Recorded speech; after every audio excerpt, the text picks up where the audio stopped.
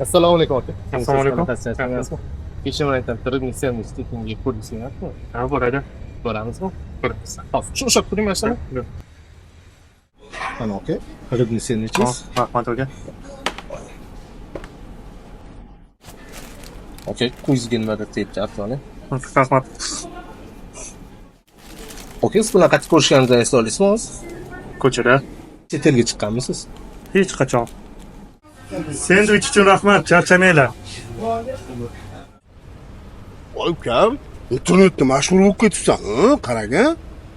Ko'chada bir insonni uchratib qoldik va unga Fish and Breadning firmenli baliqli sendvichini mehmon qilishga qaror qildik.